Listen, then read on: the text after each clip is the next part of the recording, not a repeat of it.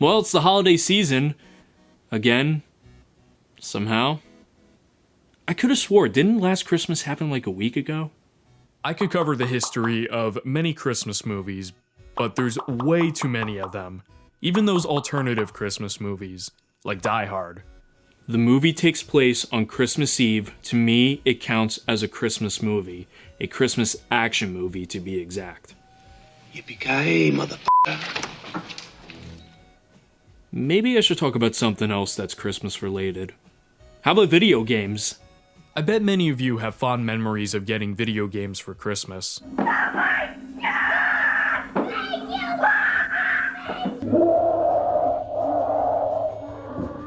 On 2 different Christmases, and yes, that is the plural for Christmas. I looked it up. Thanks, Google. We got the PS2 and the Xbox 360, in between a 4-year gap. I have great memories of staying home, playing Guitar Hero and ATV on the PS2. And then 4 years later, pulling an all-nighter just to beat Portal 2 on the 360. Those were good times. I also remember getting this Atari flashback as a present one year, because I thought my OG Atari was broken. It turned out, the RF wire was broken. Don't worry, I got a replacement one. I'm starting to realize that this is semi-related and more of my own personal Christmas memories. I need something that's not semi-related or personal for that matter. I probably have a game that I could talk about that's related to Christmas in some way. Ah, here we go. Winter Games. The classic Winter Olympics video game. If you're into the Winter Olympics and want to experience it yourself, but you're physically awkward, like me, Yeah! this is the game for you.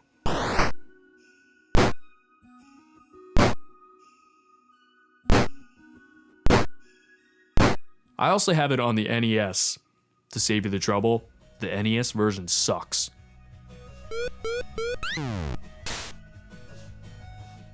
I also have the 2 Home Alone video games on the NES, but they're terrible too. And there's barely any history about it that I could talk about.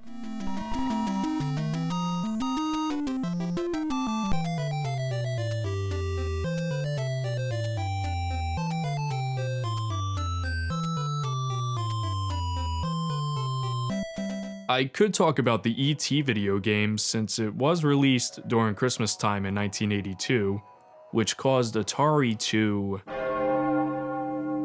briefly, though.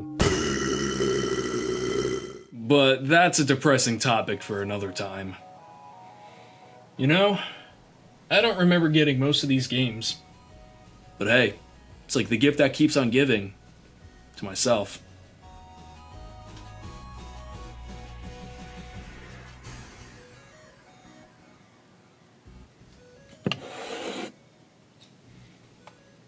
I don't remember this one. Red Sea Crossing. The cover is some terrible screen grab of the game that looks like somebody took the TV and put it into a copy scanner. This should be fun.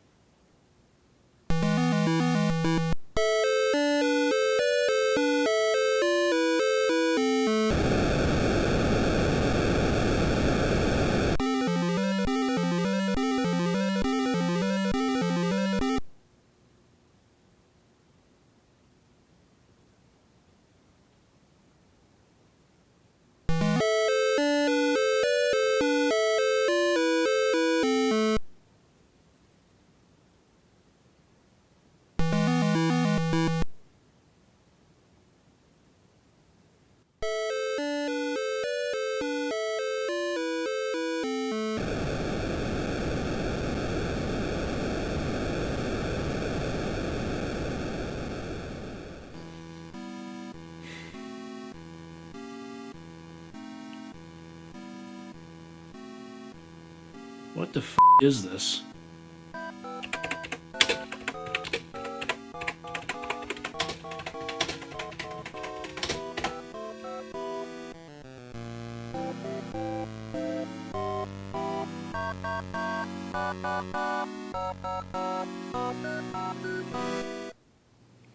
Wow.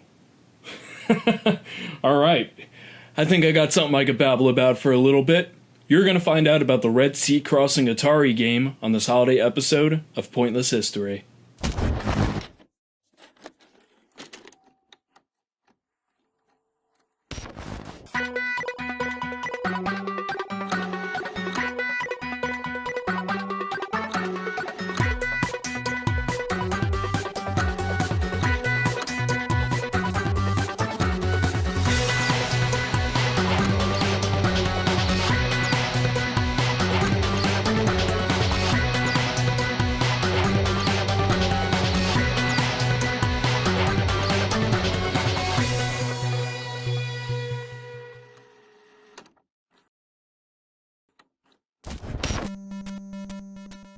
Red Sea Crossing is a pretty simple and boring game if you ask me.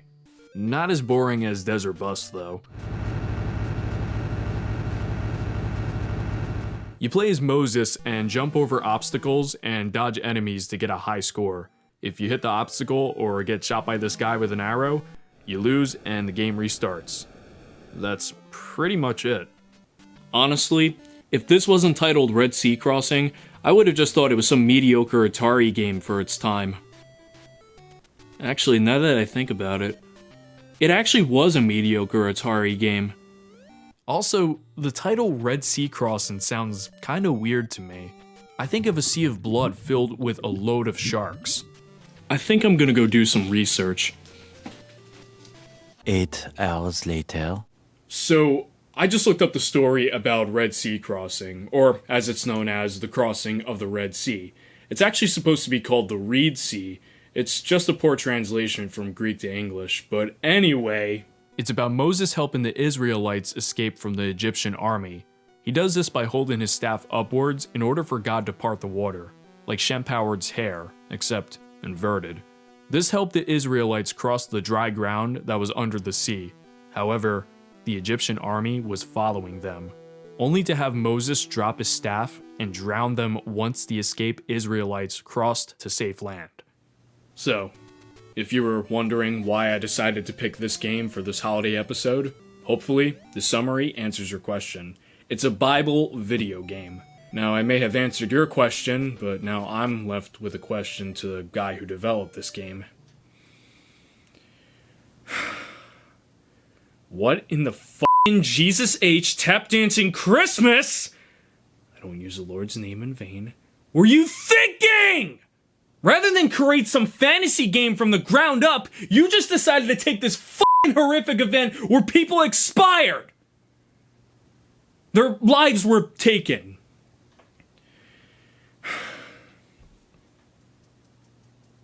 They died. They f***ing died!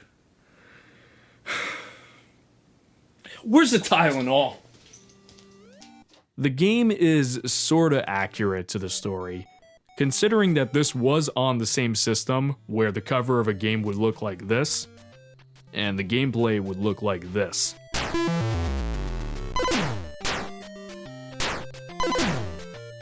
You had to use your imagination a lot when playing Atari. Instead of playing one of the escapees, you play as Moses crossing the sea. I can understand why the decision was made for Moses to be the playable character. They didn't want to get cancelled. Also, not a full conclusion, but I do believe that this is the first religious video game ever, way before the Bible NES games. Now, this part of the story is pretty short. We could just end the episode here and say Happy Holidays. However, the story is not over. There's not much info about the development and reception of the game when it first came out, other than the fact that it was created by a guy named Steve Stack for a company called Inspirational Video Concepts. Although it did come out during an entropic time in video game history when... Briefly, though. So that could be the reason why there's a lack of info about this game during that time. But what there isn't is a lack of info about the game's aftermath. Between 1983 and 2007, I like turtles. there hadn't been a copy of this game seen in a good minute. That was until sometime in 2007 when the game was found at a garage sale. Of course it was. Some of these people just don't know what the fuck they're selling. It was found by a guy named Nathan Nan, who then went onto the Atari Age forum to find out more about this game. He made a post asking about the info of this game, including a picture of the cartridge, pictures of the gameplay, and eventually gameplay footage recorded straight off the TV on a good old 2007 potato quality camera. Ah, the days before capture cards, when we used to use DVD recorders and VHS recorders. Those were the days.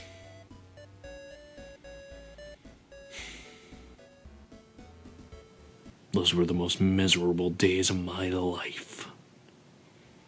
Because of lack of info about this game at that time, many on that forum were very skeptical about his post, believing it to be a hoax, and that Nathan was a homebrewer.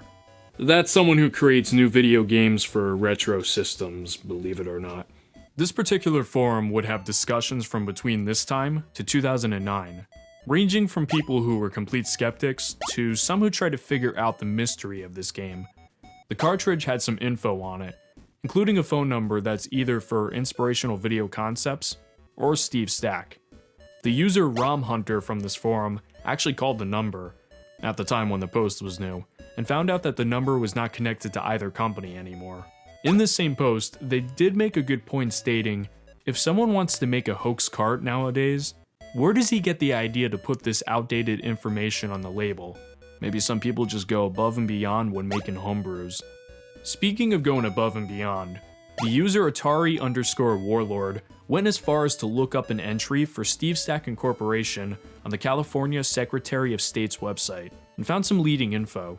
It turns out the company Steve Stack Incorporation dissolved when...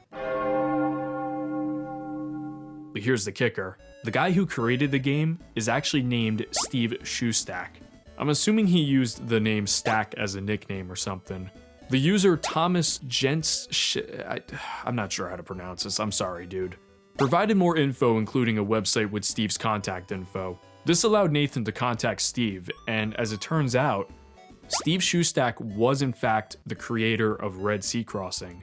He explained to Nathan that this was the only Atari game that he ever created, and that there were only a few hundred copies of this game made. This provided info to the mystery of this game. However, those asshole skeptics were not convinced. There was a period of time where Nathan didn't post anything due to the overwhelming skeptics on the forum, but would start posting again in 2009.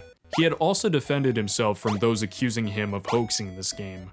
But then, in 2012, someone had actually found an ad of the game in a vintage Christianity Today magazine.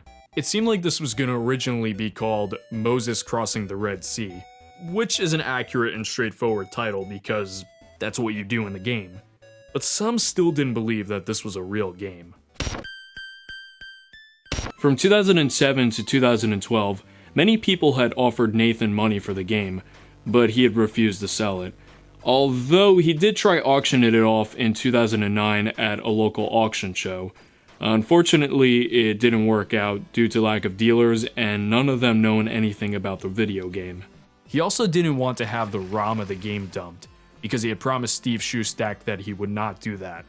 Shoestack felt that someone making reproductions of his game, as well as making moolah off of it, would be stealing. Yet he would allow Nathan to sell the game. That doesn't make any sense. I would think at that point Steve would just want the game back. Nathan had full belief that this game was authentic, but I think because of the hoax accusations, it made him confused and question the authenticity of the game. He had tried getting help with authenticating the game on the forum, but because of the skeptics on there being a bunch of assholes, this proved to be extremely difficult. On August 15th, 2012, Nathan made the decision and announced he was auctioning off the game on August 22nd on eBay that year. Many were excited about this, but little did they know, they were about to be mind blown, because on August 19th that year, a guy named Travis, who owns Medium Bob's Curiosity Shop, posted on the Atari Age forum that he had bought an Atari with a bundle of games, and in that bundle was a copy of Red Sea Crossing. the second copy in the wild since 2007. Now, this was mind-blowing news to this community. If this didn't prove to those asshole skeptics that this was not a hoax, then I don't know what would have. This proved that the game was authentic, slowly removing hoax from its status and becoming the Holy Grail of Atari 2600 games. It's also a really weird coincidence that Nathan had announced the auction of his copy just a few days before the Medium Bob's copy was found. This actually caused Nathan to postpone his auction to find out more info about the Medium Bob's copy. On August 20th, 2012, a video was posted on Medium Bob's Facebook page with gameplay of Red Sea Crossing. And that sound you hear is Red Sea Crossing the game. And this is it working. Now, comparing the gameplay footage between Nathan's copy and Medium Bob's copy, it confirms that this is the same exact game. After this discovery, Nathan decided to auction off the game, but not on eBay this time. Instead, he had it auctioned on GameGavel.com. He got in contact with someone named Mike, who worked and wrote an article about this game on GameGavel to help with auctioning his copy. The auction of this game started on August 28th and sold on September 9th, 2012. Selling at $10,400. Holy shit.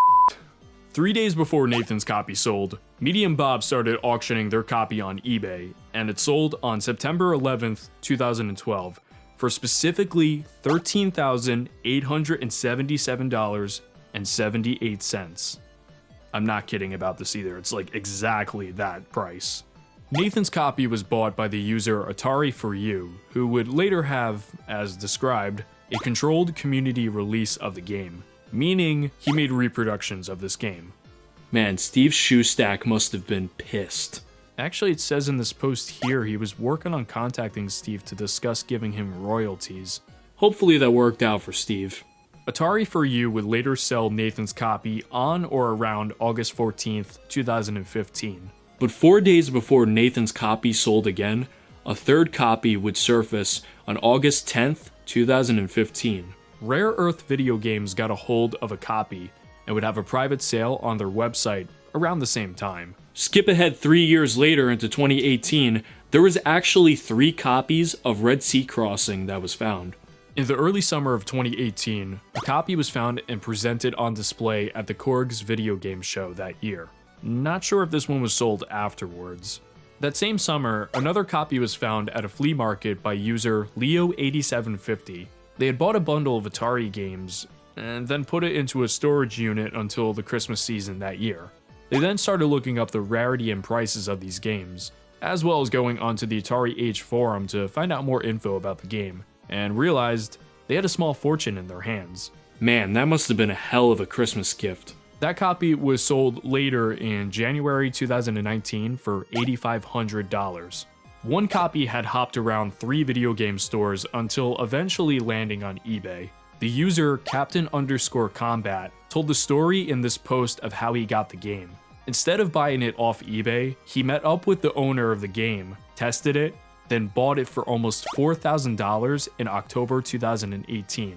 In August 2019, this gentleman, who will remain anonymous for respectful reasons, posted on Facebook that he was selling his copy of Red Sea Crossing. There's no picture of the actual cartridge, just the gameplay. It's unknown if this was a real copy, but I figured I'd list it anyway. Then in 2020, the user Lotionhead found a copy with a bundle of Atari 2600, 7800, Intellivision, and ColecoVision games in an old, moldy trailer in Alaska. Alaska of all places, wow. I'm actually surprised that the game made it all the way up there. Some of the games in the bundle were unfortunately water damaged from nature, but thankfully, the copy of Red Sea Crossing had no damage. They posted footage of the game later on, proving that they too also had a real copy of Red Sea Crossing. And since then, there hasn't been a copy of Red Sea Crossing that surfaced. Well, at least at the time when I was writing and filming this video. It could change. If anything, I can update it in the comments section. But then I got a copy of the game. Now, don't worry, I don't want you to get any of your underwears in a knot. This is just a reproduction of the Red Sea Crossing game. It's very affordable, and that's why I have it. In fact, I actually have 2 copies of Red Sea Crossing for the Atari 2600. The things I do for videos. I'm just hoping that Steve Shoestack got his royalties out of these games, because that would be really great to know. Hopefully. If someone can let me know, that'd be really nice. Now, I got this one first last year, just because I thought it'd be funny to have it in the collection. But then when I was writing this video, I thought, I wonder if someone like made a reproduction, but made it look kind of like the authentic copy. And fortunately enough, someone did make one. This kind of looks like it. There are some differences with like the cartridge shape. The label is a little different, except the picture. But other than that, this looks kind of like the real deal. And it's cool to have. This is the user on Etsy and eBay who made the repro of Red Sea Crossing. So now you can play it at home. I can guarantee there's gonna be somebody in the comment section, probably one of those asshole skeptics, who's gonna write, "That ain't the real deal though." Yeah, but think about it in this way. I'm able to play one of the most obscure video games of all time, considered to be the Holy Grail of retro video game collecting. Except my copy is like the Holy Grail if it was made of plastic, spray painted gold, and had plastic jewels from Hobby Lobby glued onto it. It's still pretty cool though. In conclusion, the gameplay is on par with any average Atari game that came out at that time, but the rarity of this game is unbelievable. It's up there with the games Air Raid, Extraterrestrials, Birthday Mania, and even Atlantis 2 and so many more games. The fact that only 8 out of possibly 100 copies of this game have popped up in the past decade is insane. It's not only the Holy Grail of Atari 2600 games, but retro video games in general. And I'm not saying that just because it's a Bible video game. Although that does make me wonder. Do you think God would like this game? Probably.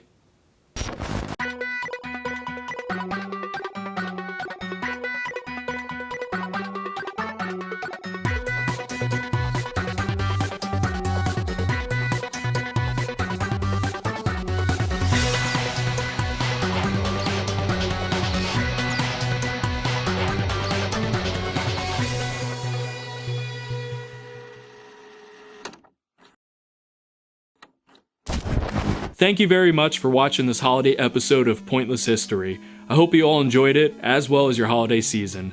Merry Christmas, Happy Holidays, and Happy New Year's. Thank you very much for watching, and I will talk to you all in the next video.